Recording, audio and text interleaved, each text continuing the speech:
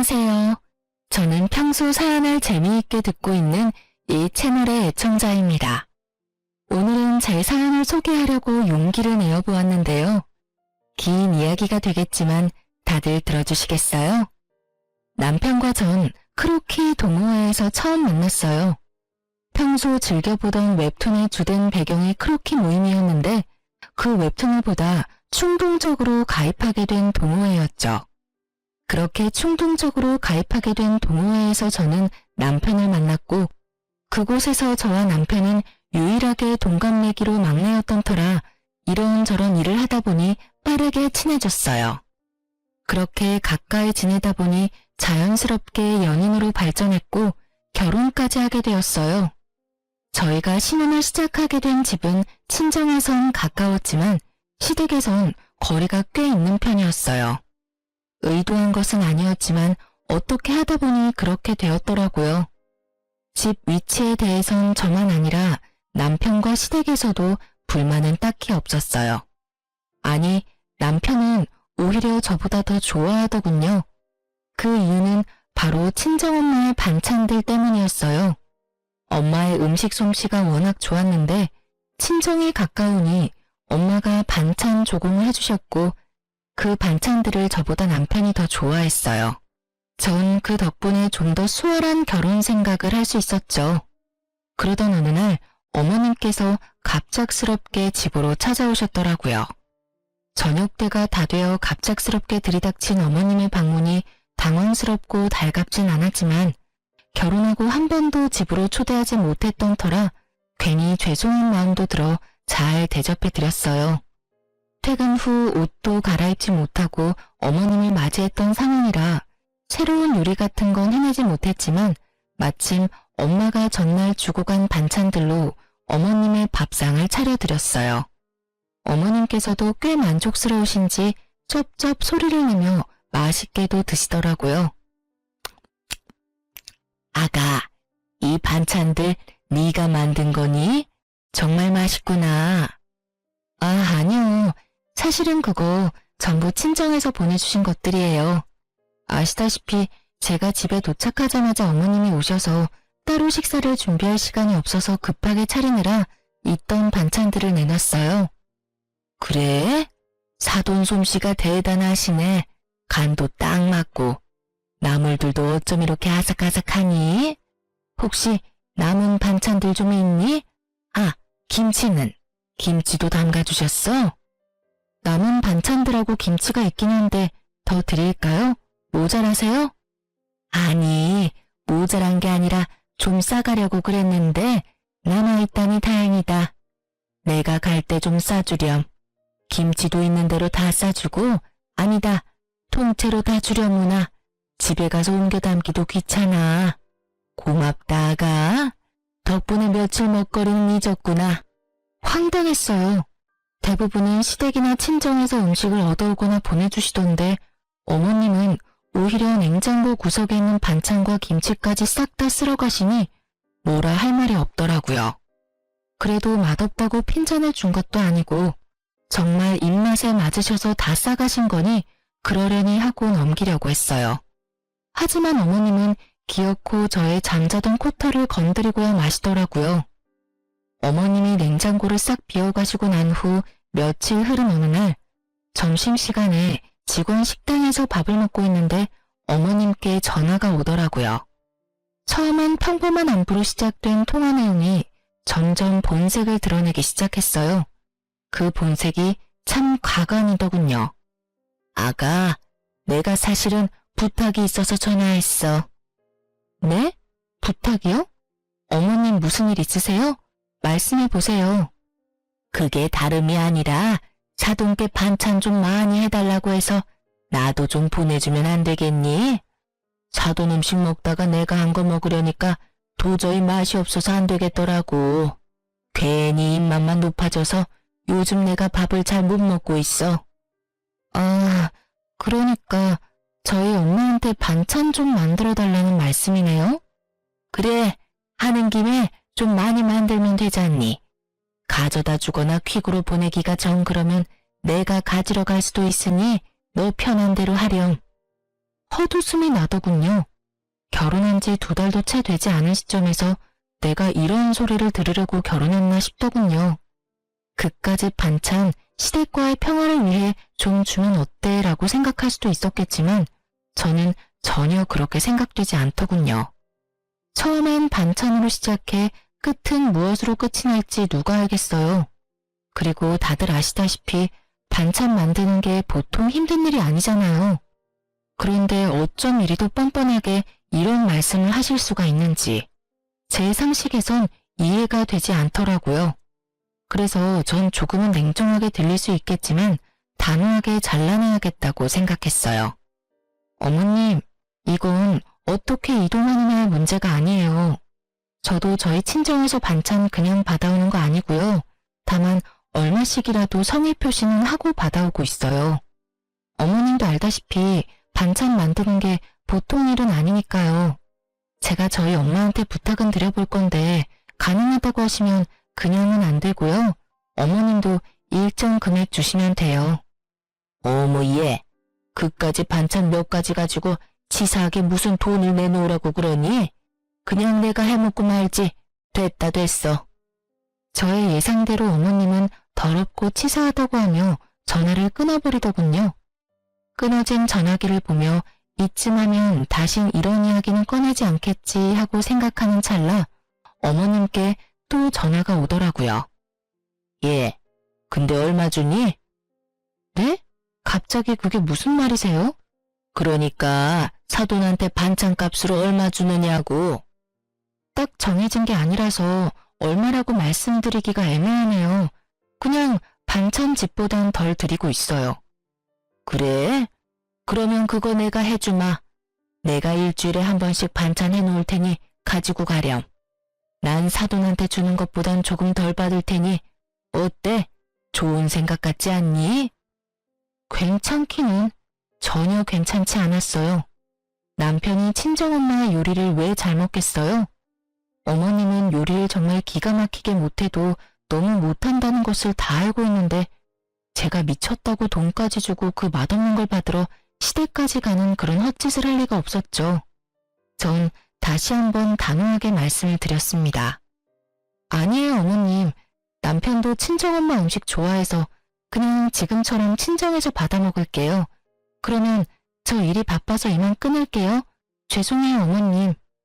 전 단칼에 거절하고 전화를 끊어버렸고 그날 저녁 남편과 밥을 먹으며 어머님과 있었던 일을 말해주었어요. 그러자 남편은 허허 웃으며 이상한 해결책을 제시하더라고요. 아참, 여보, 오늘 어머님께 전화가 왔는데 우리 엄마한테 말해서 반찬을 좀 많이 해서 좀 나눠달라고 하시더라. 그래? 엄마가 생각해도 본인 음식보다 더 맛있었나 보네. 아, 진짜 우리 엄마는 요리를 못해도 너무 못해. 하여튼 그래서 뭐라고 했는데? 안 된다고 하지. 장모님도 힘드시잖아. 딱 잘라서 안 된다고 어떻게 그래. 그래서 우리도 수고비 드리면서 받아오는 거라고. 어머님도 정 드시고 싶으시면 수고비 부담하시라고 했지. 그러니까 치사하다 하시면서 전화 끊으시더라고. 잘했어. 사실 우리 먹거리 해주시는 것만 해도 죄송한 일인데 우리 집까지 부탁드리는 건 좀 아니지. 당신도 곤란했겠네. 진짜 곤란한 건 그 다음부터였지. 왜? 또 무슨 일 있었어? 그러고 바로 어머님께 또 전화가 왔는데 글쎄 하시는 말씀이 그래서 우리 엄마한테 반찬값 얼마나 주냐고 물으시더니 어머님께서 일주일에 한 번 반찬 해줄 테니까 그 돈 어머님 달라고 하시더라. 당신 생각은 어때? 완전 싫지. 우리 엄마 요리 진짜 못한다고 했었잖아. 당신도 안 된다고 했지? 당신 핑계 대면서 안 된다고 했어. 그래, 잘했어. 그나저나 엄마가 왜 그러시지?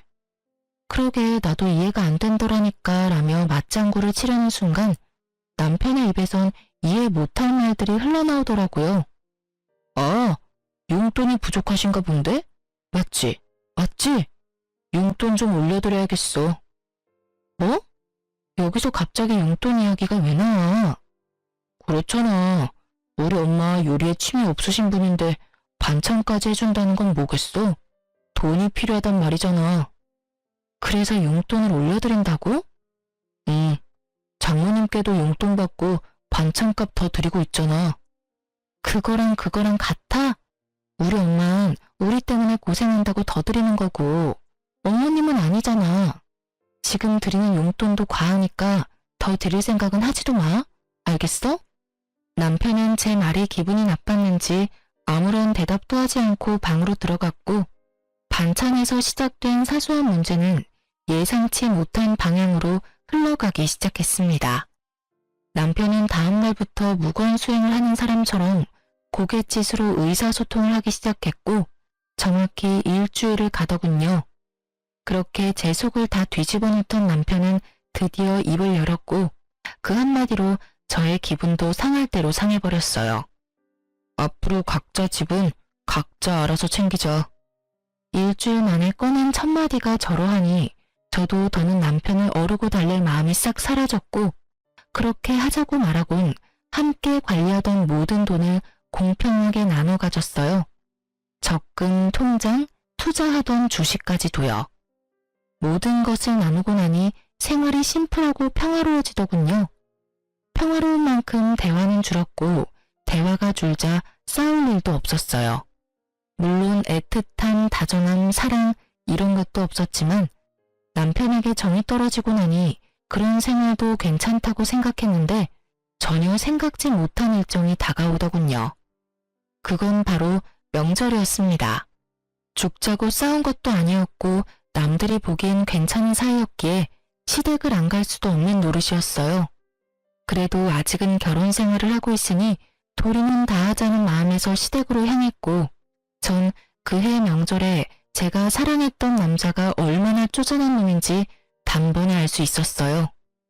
이런 일이 있기 전에는 시댁에 오면 작은 양의 설거지도 꼭 함께 해주던 남편이었는데 시댁에 도착하자마자 어머님 방으로 들어가더니 코빼기도 보지 않더라고요.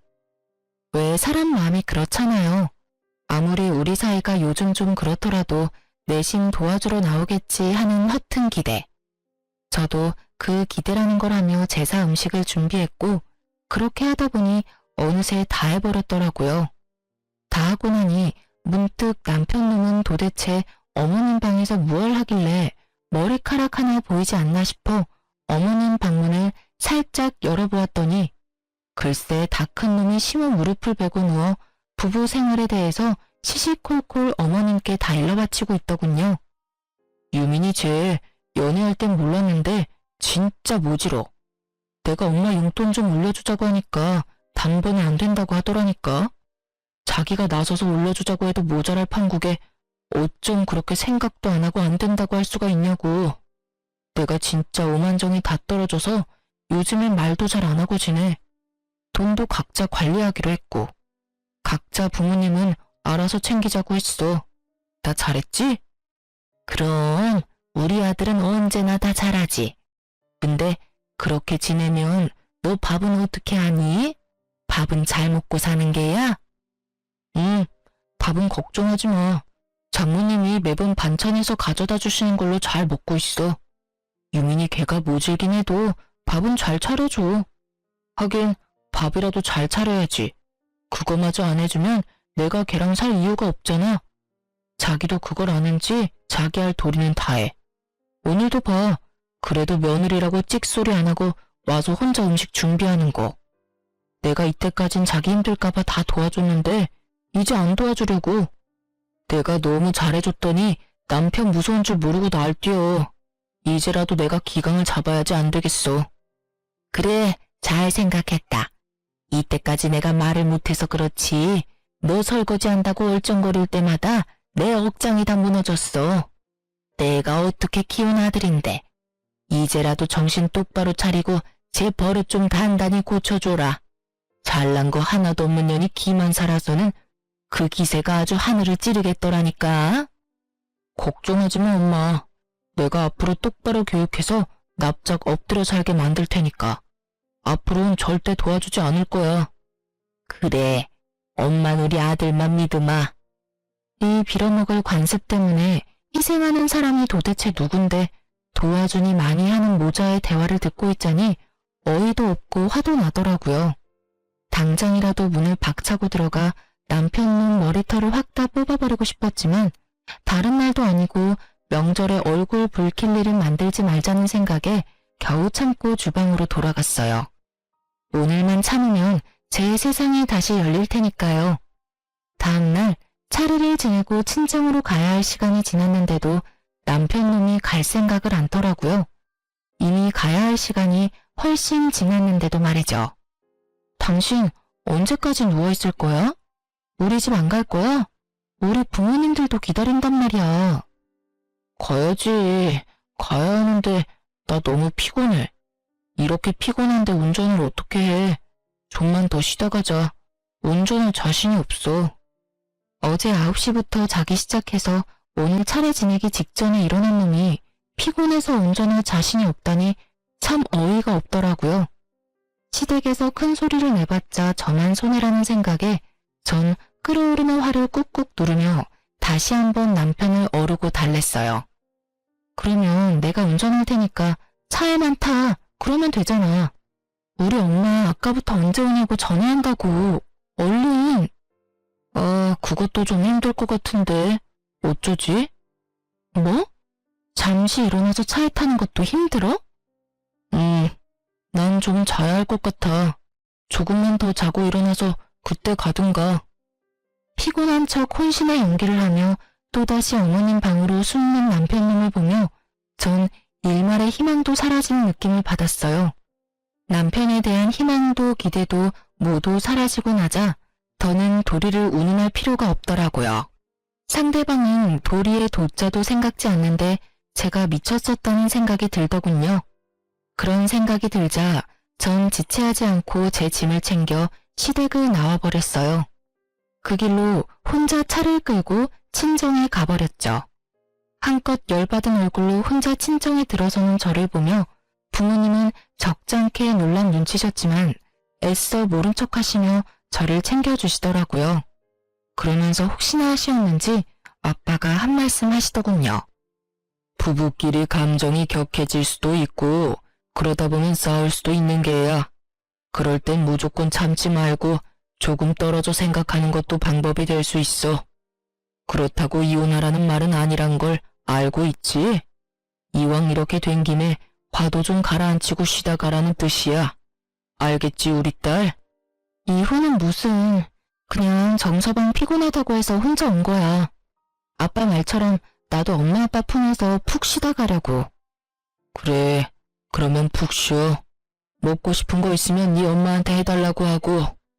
제 말에 속아 넘어가 주신 아빠는 저에게 푹 쉬라고 하시며 다시 한번 이혼은 신중히 생각하라고 하시더라고요. 사실 그때 당시 이혼을 심각하게 고민하고 있었는데 그렇게 말씀하시니 다시 한번 생각해보자 싶더군요. 남편을 어르고 달래서 잘 살아보자는 것이 아닌 그냥 있는 듯 없는 듯 지금처럼 한 집에서만 사는 동거인 정도로 더 지내보기로요. 아직은 이혼할 순간이 아니라는 생각이 더 강했던 것 같아요. 전 혼자만의 시간을 보내며 친정에서 휴식을 취했고 그 휴식을 취하는 동안 남편에게 전화가 그야말로 미친 듯이 오더군요. 전 단 한 통의 전화도 받지 않았고 그렇게 연휴는 지나가고 있었어요. 남편은 결국 연휴가 끝날 때까지 친정에 오지 않았고 전 남편이 원하는 대로 아주 공평하게 결혼 생활을 해주기로 다짐을 하게 되었죠. 이젠 도리 따위 생각하지 않고 시댁엔 발길조차 하지 않겠다고 말이에요. 그렇게 시간은 흘러 연휴 마지막 날. 전 그대로 친정에 눌러앉고 싶은 충동을 뒤로한 채 늦은 저녁 집으로 돌아갔어요. 현관문을 열고 집으로 들어서니 언제 온 것인지 알 수 없는 남편놈이 집을 아주 엉망진창으로 어질러 놓은 채 소파에 앉아 텔레비전을 보고 있더라고요. 발 디딜 틈도 없는 곳에서 맥주나 마시며 텔레비전 보는 꼴을 보는데 욕하는 것조차 시간 낭비로 느껴지더군요. 전 염치라는 것도 없이 저를 노려보고 있는 남편의 눈빛을 깡그리 무시한 채 방으로 들어와 씻고 그대로 침대에 누워버렸어요. 예상을 벗어난 제 행동에 남편은 적잖게 당황했는지 구시렁거리며 거실을 치우는 소리가 들려오더라고요. 그랬겠죠. 평소 같았으면 잔소리는 했겠지만 다 치워주었을 텐데. 제가 가장 싫어하는 개판인 꼴을 보고도 말 한마디 하지 않고 방으로 들어와 버렸으니까요. 그렇게 전 남편이 청소를 하는 소리를 들으며 잠이 들었고 일어나 보니 남편은 출근을 했는지 보이지 않더라고요. 전 차라리 잘 되었다고 생각하며 출근을 했고 퇴근을 하고 돌아오니 집에 어머님이 와 계시더군요. 남편이 비밀번호를 알려준 것인지 남편도 없는 빈집에 어머님 혼자 계시는데 어이가 없어 웃음이 다 나더라고요. 그러면서도 참 부지런도 하시다는 생각이 들었어요. 가까운 거리도 아닌데 이렇게 매번 연락도 없이 득달같이 달려오시니 말이에요. 아무도 없는 빈집에서 무얼 하고 계셨나 싶어 집 안을 둘러보니 반찬을 챙기고 계셨던 모양이었어요.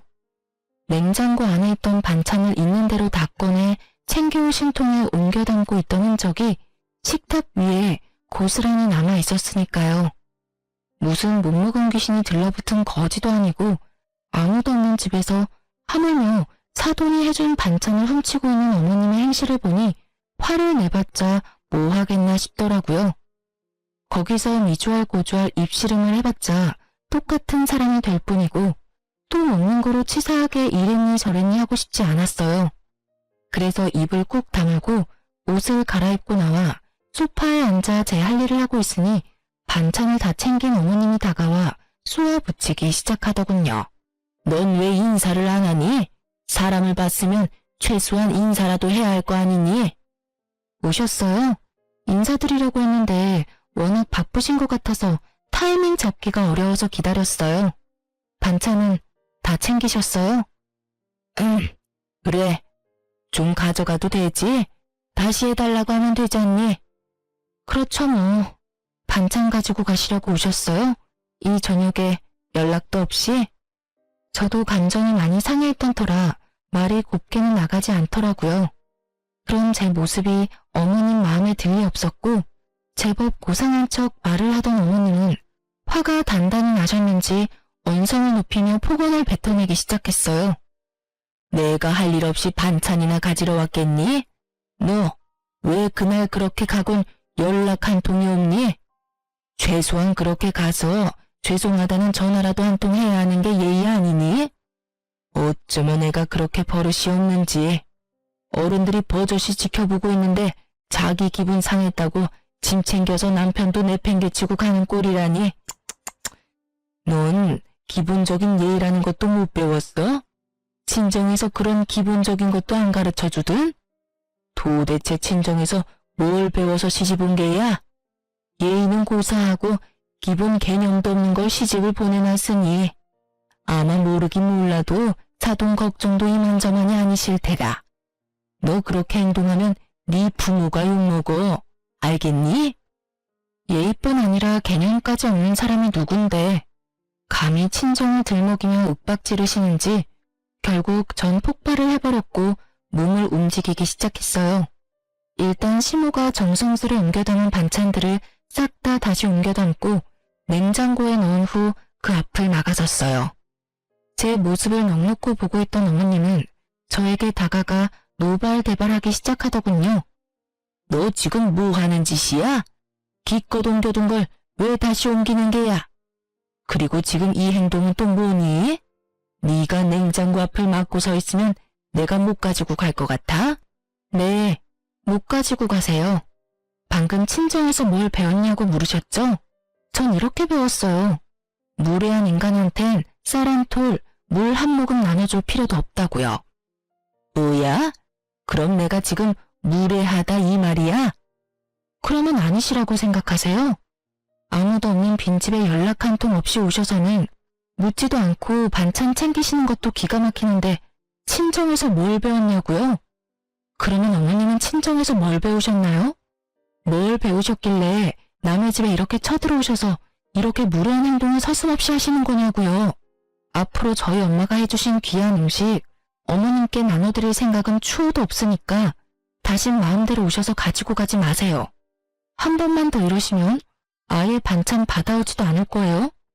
물론 그렇게 되면 어머님 아들도 쫄쫄 굶고 살아야겠죠. 참고로 전 회사 생활하면서 주방 일까지 할 생각은 전혀 없거든요. 이 인연이 지금 뚫린 입이라고? 결국 어머님의 입에서 욕이 나오는 순간 짝 하는 마찰음과 함께 저의 뺨에 고통이 느껴졌어요. 화가 날 대로 난 심우가 제 뺨을 날린 거였어요. 뺨에서 선명한 고통이 느껴지며 이 인간 같지 않은 인간이랑 무슨 대화를 하겠다고 이러고 있나 하는 생각이 강하게 들더군요. 성질 같아선 똑같이 한 대 올려붙이고 싶었지만 그래도 차마 어른이라 때릴 순 없었기에 어머님의 팔을 붙잡고 질질 끌어 문 밖으로 쫓아내버렸어요. 너 지금 뭐 하는 짓이야? 이건 못 놔? 당장 놓으라고! 한 대 맞아드렸으니 다신 찾아올 생각도 하지 마세요. 그렇게 집에서 내쫓긴 시모가 가만두지 않을 거다. 남편에게 다 말해 당장 이혼시켜버릴 거다. 네가 이러고도 무사할 것 같으냐며 집 밖에서 고래고래 소리를 질렀지만 전 다 무시해버렸어요. 얼마나 지났을까요?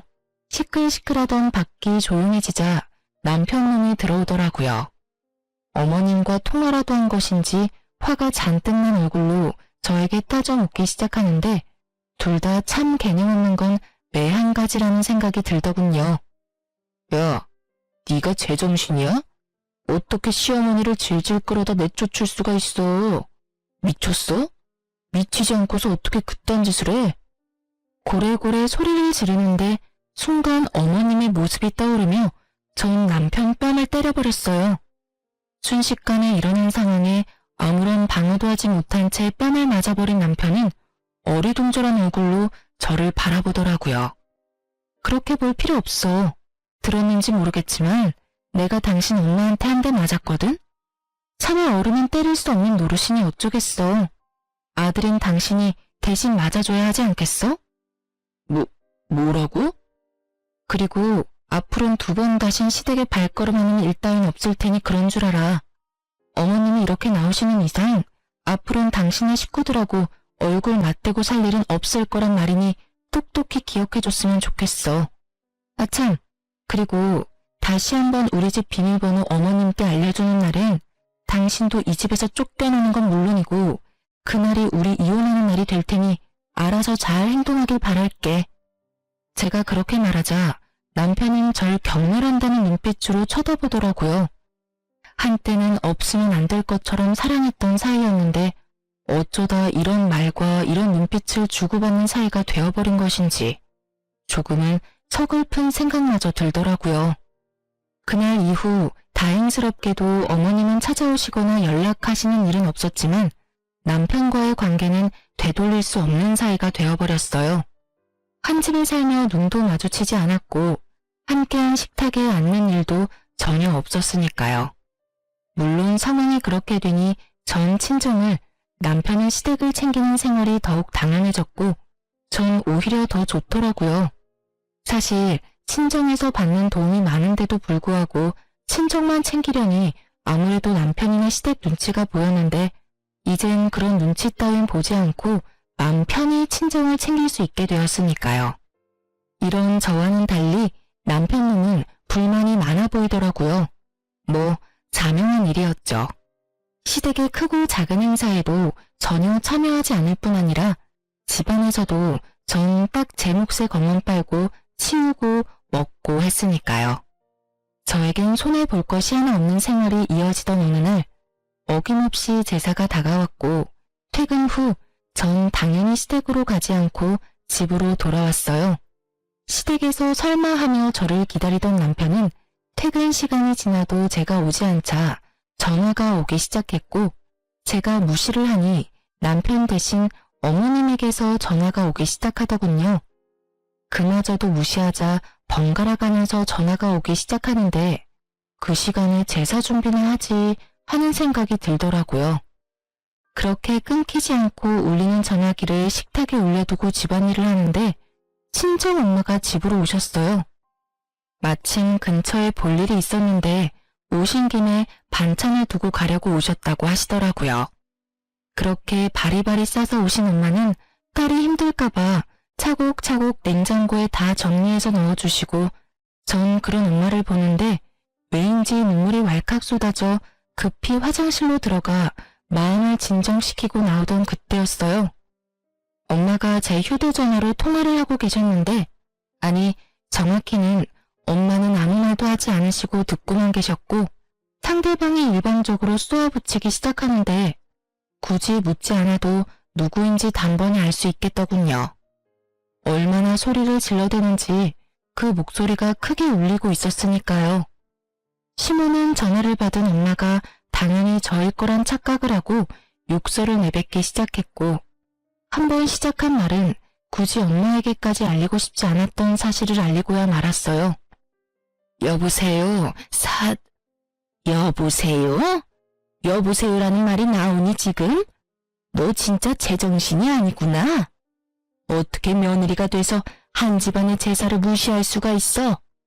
내가 이 나이 때까지 살면서 너같이 되먹지 못한 년은 보지를 못했다. 도대체 넌 뭘 믿고 이렇게 막 나가는 게야? 그때 한 대 맞은 걸로는 정신을 못 차리겠든? 아예 그 머리털을 다 뽑아놔야 정신을 차릴 것이야. 내가 당장 가서 그 머리털 다 뽑아놓기 전에 얼른 와서 제사 준비해. 정말 딱 이렇게 말하고선 전화를 끊어버리셨고 엄마는 큰 충격에 빠지셨죠. 딸이 시댁에서 이런 취급을 받고 있는 것도 기가 막히는데 맞았다는 사실까지 알게 되었으니 어떤 말을 꺼내야 할지도 막막하더라고요. 일단 휴대전화부터 되찾아야겠다는 마음에 엄마에게 다가서는 찰나 아직 엄마 손에 있던 제 휴대전화에서 문자 알림음이 울렸고 엄마는 전화기를 빼앗으려는 제 손을 피해 그 문자를 확인하시고야 마셨죠. 평소 귀찮아 잠금을 다 풀어놓은 것이 화근이었어요. 너 진짜 미쳤어? 당장 안 와? 아무리 요즘 우리가 남보다 못한 사이라고 해도 제삿날엔 도리는 다 해야 할 것 아니야. 지금이라도 늦지 않았어. 당장 기어와서 잘못했다고 싹싹 빌고 제사 준비해.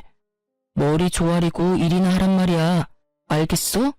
당장 와. 당장. 엄마의 분노에 기름을 들이붓는 문자에 제가 아무 말도 하지 못하고 우물쭈물하며 엄마 눈치를 살피고 있자 엄마는 저를 꼭 안아주시며 이렇게 말씀하셨습니다. 너 이혼해. 그렇게 말씀하시는 엄마의 몸이 떨리고 있더군요. 저는 이 떨림을 누구보다 잘 알고 있었어요. 엄마가 진짜 화가 나셨을 때의 떨림. 7일 떤다고들 하시죠? 딱 그 떨림이었어요. 네가 이때껏 이런 취급을 받으면서 왜 참고만 있었는지 엄마가 잘 알아. 아빠 때문이지? 아빠가 워낙 이혼 이런 거에 예민하잖아. 요즘 아빠 몸도 안 좋은데 나까지 보태기 싫었어. 이 미련한 거사. 그렇다고 이걸 다 참고 있어? 너 이렇게 사는 거 알면 아빠 더 속상해. 엄마랑 아빠가 옛날 사람이라 이혼에 부정적인 건 맞지만 그렇다고 해서 이런 대우 받으면서 참고 살라는 말은 아니야. 그러니까 이혼해 당장. 아빠한테는 엄마가 알아서 말할 테니 걱정하지 말고.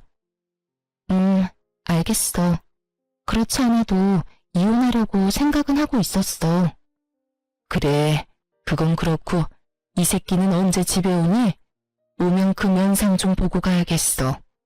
내가 이때껏 해먹인 밥이 얼만데 감히 집까지 게 너한테 이따위 말을 해? 와서 일이나 하라고? 진짜 미친 게 누군데 누구한테 미쳤다고 하는 거야?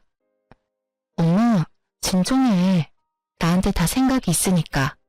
제발 나 믿고 오늘은 그냥 돌아가줘. 내가 정 안 되겠다 싶으면 엄마한테 말할 테니까. 제발, 응? 더는 엄마에게 못 볼 꼴을 보이고 싶지 않아 혼신의 힘을 다해 엄마를 설득했고 엄마는 저의 간절한 부탁에 겨우 진정하시고 집으로 돌아가셨어요. 그렇게 혼자가 된 저는 남편에게 온 문자를 읽고 또 읽었어요. 그렇게 뇌리에도 그 문자가 박힐 때쯤 남편과 어머님이 집으로 들어오시더군요. 얼마나 화가 났는지 쿵쿵거리는 발걸음이 너무 커 머리가 다 울릴 지경이었어요. 그렇게 쿵쿵거리며 저의 앞에 선 두 사람은 저를 노려보았고 처음 입을 뗀 건 어머님이셨어요. 난 너 같은 며느리 필요 없으니 당장 짐 싸서 이 집에서 나가거라. 지금 당장 짐 싸. 지금 저보고 나가라고 하셨어요? 그래. 당장 이 집에서도 나가고 서류 준비되는 대로 보낼 테니 이혼도 해. 내가 이혼만큼은 아닌 것 같아서 참고 또 참았는데 도저히 안 되겠구나. 아주 시댁을 우습게 보고 있어 이게. 생각 같아선 그 머리털을 다 뽑아놓고 싶은데 이제 가족도 뭣도 아닌데 굳이 힘 빼서 뭐 하나 싶어서 참고 있으니 얼른 내 눈앞에서 사라지거라. 꼴도 보기 싫으니까. 착각은 자유라더니 전 엄청난 착각을 하는 아줌마에게 사실을 말해주었어요. 저기요, 이 집에서 나갈 사람은 제가 아니라 그쪽이랑 그쪽 아들이에요. 저기요? 그쪽? 네, 이혼할 마당에 제가 어머님 하고 불러드릴 이유가 없잖아요. 그리고 저도 꼴도 보기 싫어서 그러는데 좀 나가주실래요? 얘가 아까부터 무슨 쉰 소리를 하는 게야?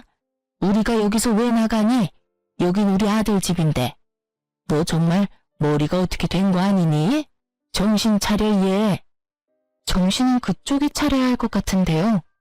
여기 그쪽 아들 집 아니라 제 집이에요. 결혼할 때 그쪽 아들 능력이 워낙 출중해서 집 살 능력이 안 되더라고요. 그래서 제가 집 해오고 그쪽 아들이 혼수 채워서 들어왔어요. 그렇게 잘난 아드님이 아무 말도 안 하던가요? 그렇게 가만 서 있지 말고 말 좀 해봐. 이 집 내 집이라고 말이야. 그렇습니다. 집은 제가 샀고 그랬기에 그 명의 역시 저의 명의였어요.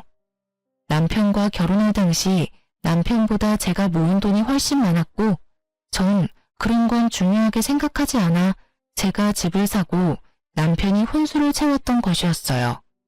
물론 대출금이 있었던 터라 남편과 함께 갚으며 대출금을 반틈 이상을 갚게 되면 공동명의로 바꾸기로 했었는데 남편님은 딱 2달 대출을 함께 갚고 돈 관리를 알아서 했으니 집에 대한 어떤 권한도 없었죠.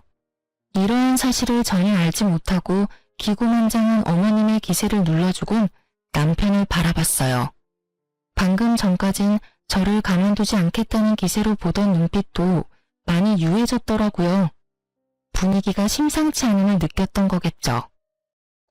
그게 엄마, 이 집 저 사람 명이야. 내가 결혼할 때 모은 돈이 얼마 없어서 집은 저 사람이 장만하고 가정가구를 내가 마련했어. 그러니까 내가 흥분하지 말고 차분히 말하라고 했잖아. 엄마는 괜히 나서서는 일을 이렇게 만들어? 너 지금 그걸 말이라고 해? 그리고 모은 돈은 왜 없어? 꼬박꼬박 적금 들고 있다고 하지 않았어? 아, 됐어. 이제 와서 그런 게 뭐가 중요하겠니? 어찌 되었든 이혼해. 난 더는 네가 저딴 년이랑 사는 꼴 못 보겠으니. 어머님은 본격적으로 이혼을 강요하기 시작했고 남편은 아무 말도 하지 못한 채 가만히 있더라고요. 두 사람이 그러든가 말든가 전 준비한 이혼 서류를 내밀며 말했어요. 어머님이 이렇게 간절히 바라시는데 우리 이혼하자. 뭐? 당신 진심이야? 뭘 그렇게까지 놀라. 어느 정도 예상했었잖아. 사실 우리가 같이 살기만 했지 부부 아닌 사이가 된 건 꽤 오래됐잖아. 나도 지쳤고 너도 힘들 테고 그냥 우리 이혼하자. 그래, 하자 이혼. 이혼할 테니까 지금 살고 있는 집 처분해서 반틈은 나 줘. 나도 대출금 갚았으니까 그 정도 재산 분할은 해줘야지. 딱 2달 갚은 것이 기억도 나지 않는 것인지 분할을 운운하는 놈을 보고 있자니 웃음이 나더군요. 그 뻔뻔함에 이 상황에 웃음이 다 난다. 대단하다 대단해. 네가 혹시나 이렇게 나올까봐 내가 좀 알아봤는데 고작 2달 대출금 함께 갚았다고 해서 재산을 분할해줄 필요가 없다고 하더라고. 오히려 네가 나한테 위자료라는 걸 줘야 한다고 하던데. 내가 왜 위자료를 내놔야 해? 내가 뭘 잘못했다고? 잘 생각해봐. 나한테 잘못한 게 한둘이 아닐 텐데.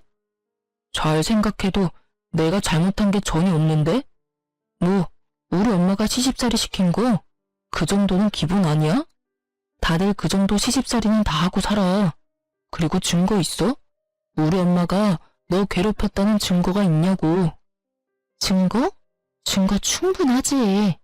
네가 나한테 욕한 것도 문자로 고스란히 남아있고 네 엄마가 나한테 막말한 통화도 다 녹음돼 있어. 우리가 참 편리한 세상에서 살고 있어서 자동 녹음이라는 게 되거든. 이것저것 증거가 나한텐 참 많은데 그중 최고의 증거가 여기 있지. 딱 제가 예상했던 대로 남편은 노발대발하며 저에게 따져 묻기 시작했고 전 꽤 오래 준비했던 사진들을 남편에게 던져주었어요. 남편과 어머님은 바닥에 흩날리는 사진들을 보며 입을 다물었고 전 그런 두 사람을 바라보며 말했어요. 할 말이 없지? 그래, 너도 사람이면 할 말이 없어야지. 너 꼴에 바람도 피우고 있더라? 네, 맞아요. 이놈이 저 몰래 바람까지 피우고 있었어요. 전 이 사실을 진작 알고 있었어요. 남편은 저희가 처음 만났던 크로키 동호회에 계속 나가고 있었는데 간도 크게 거기에서 바람을 피우고 있더라고요. 당연히 그 동호회엔 저와 친한 사람들도 있었기에 남편의 외도 소식은 제 귀에도 들려왔고 제가 믿지 않자 사진까지 보내주어서 모든 사실을 알게 되었죠. 결과적으로는 그 사진들이 증거로 쓰이게 되었고요. 처음 그 사실을 안 게 저희가 본격적으로 말을 하지 않고 있을 때였어요. 정말 배신감에 치가 다 떨리더군요. 당장이라도 이혼을 하고 싶었지만 중간에 나왔듯이 부모님께서 받으실 충격이 걱정돼 미련스럽게 참아왔던 것이었어요. 그리고 차이가 이렇게까지 되기 전에는 내가 노력하면 남편이 다시 돌아오지 않을까 하는 기대가 있기도 했고요. 얼마나 헛된 기대였는지 지금 생각하면 제 자신이 참 한심하고 바보 같지만 그땐 그게 최선이라고 생각했어요. 하여튼 친정 엄마까지 이혼을 허락하고 권해주었으니 저에겐 더는 망설일 이유가 없었고 오랫동안 간직했던 이혼 서류를 꺼내게 된 것이었죠. 아무 말도 하지 않고 있던 남편은 머릿속에 계산을 끝낸 듯 무릎을 꿇고 빌기 시작하더군요. 여보, 나 당신이 바라는 대로 이혼할게. 당신이 아무것도 안 줘도 이혼할게. 그리고 위자료도 줄 테니까 상간녀 소송만 하지 말아줘. 제발 부탁이야. 아, 이 와중에 상간녀 소송할까봐 걱정이 되나 봐? 왜? 그 상간녀가 피해보는 건 싫어? 내 인생은 이따위로 만들어 놓고? 너 진짜 뻔뻔하다. 나한테 그런 부탁이 하고 싶어? 그게 아니라 말 못할 이유가 있어서 그래. 상황 파악이 안 되지? 없는 이유를 만들어서라도 날 설득해도 모자랄 판국에 말 못할 이유를 들먹이며 그런 부탁을 한다고? 너 진짜 내가 우습구나? 이 와중에도 상간녀부터 챙기나 싶어 기가 막히는 그 순간 남편의 입에선 더욱 기가 막히는 말들이 흘러나오더군요. 내가 이렇게 부탁할게. 사실은 이 여자 우리 부장님 와이프야. 우연히 동호회에서 만났는데 서로 하소연하다 보니 이렇게까지 돼버렸어. 당신한테 입이 10개라도 할 말이 없고 내가 다 잘못했어. 내가 이렇게 빌 테니까 제발 상간녀 소송은 안 하면 안 될까? 갑자기 태세를 바꾼다 싶더니 다 이유가 있더군요. 다른 사람도 아닌 직장 상사의 아내라니. 간이 크다 했더니 정말 간 큰 짓은 따로 하고 있었더라고요. 참 기가 막힌다 진짜. 일단 생각 좀 해볼 테니까 짐부터 싸서 나가. 한시라도 너 같은 인간이랑 한 공간에 있고 싶지도 않으니까. 가는 길에 네 옆에 정신 빼고 서 있는 네 엄마도 모시고 가. 저의 단호한 태도에 남편과 어머님은 한 발 물러서 집을 나가주었고 전 다시 혼자가 된 집에서 이혼을 진행했어요. 이유가 어찌되었든 간에 저는 남편 뜻대로 해줄 생각은 전혀 없었어요. 전 이혼과 함께 상간녀 소송도 진행했고 전 위자료를 두둑히 받고 이혼을 할 수 있었습니다. 이혼 소식과 함께 이혼 사유가 전 남편 회사에 소문나는 것은 시간 문제였어요. 쉬쉬한다고 그런 사실이 어디 숨겨지던가요? 수군거리기 딱 좋은 가십거리는 어떤 말보다 빠르게 퍼져나갔죠. 결혼 전부터 친하게 지내서 언니 동생 사이가 된 전 남편 회사 동료에게 들은 바로는 전 남편은 회사를 그만뒀다고 하더군요. 회사 동료들의 눈초리도 힘들었지만 상간녀 남편이 아낌없는 핀잔에 결국 버티지 못하고 사표를 냈다고요. 아, 당연히 상간녀도 이혼을 당했고 오갈 데가 없어진 상간녀가 전 시댁으로 짐을 싸들고 들어갔다고 하더라고요. 하지만 오래 버티진 못했다고 했어요. 다들 아시다시피 전 시무의 개념 없는 시집살이에 오만 정이 떨어진 상간녀는 전 시무 머리채까지 잡으며 한바탕 해치우고 나갔다는 말을 듣는데 참 통쾌하더라고요. 그렇게 머리채를 잡고 싶어 하더니 결국 새 며느리한테 머리채를 잡혔잖아요. 하여튼 그 여자와 전 남편이 법적 부부가 된 건 아니라 헤어졌다고 이혼을 한 건 아니었지만 전 시무 덕분에 사실상 2번의 이혼을 경험하게 된 전 남편은 취업이 되자마자 전 시무와 연을 끊고 나갔다고 해요. 그러면서 하는 말이 저를 더 통쾌하게 하더군요. 근데 언니도 알지? 이 바닥 좁은 거. 거기에다 부장님이 눈에 불을 켜고 지켜보고 있는데 새로운 회사 간다고 한들 오래 버틸 수나 있겠어? 이미 소문 쫙 나서 오래 버티긴 힘들 거야. 아마 제대로 된 직장생활 하려면 아예 업종을 바꿔야 할 텐데 그게 쉽진 않을 거야. 그렇게 언니 맘고생 시키더니 벌 받은 거지 뭐. 이 소식을 마지막으로 전 남편의 소식은 더는 들을 수 없었어요. 저도 더는 전 남편 소식을 전하지 않아도 된다고 하기도 했고 그 동생도 더는 전 남편의 소식이 들리지 않는다고 하더라고요. 그렇게 1년 조금 넘은 결혼 생활이 끝이 났네요. 전 여전히 회사 생활을 잘하며 잘 지내고 있어요. 결혼 생활이 짧았던 것에 비해 워낙 끔찍했던 터라 이제 제 인생에 남자는 없다고 생각했었는데 시간이 흐르니 그 생각도 달라지더라고요. 현재 전 1년 넘게 만난 남자친구가 있어요. 지금 만나는 남자친구는 직장 동료인데요. 저의 이혼 사실을 알고도 저를 오래 기다려준 덕분에 만남을 시작하게 되었어요. 결혼을 전제로 진지하게 만남을 가지고 있긴 하지만 이 만남이 정말 결혼으로 이어질지 연애에서 끝이 날지는 아무도 모르는 일이겠죠? 결과가 어떻게 되든 전 앞으로 어떠한 이유가 있더라도 참으면 안 될 일에 참고 살진 않기로 결정했고 저를 좀 더 사랑해주며 살아가려고요. 제 인생에서 가장 중요한 것은 저이니까요. 이로써 저의 사연은 끝이 났네요. 저의 긴 사연 들어주셔서 감사합니다.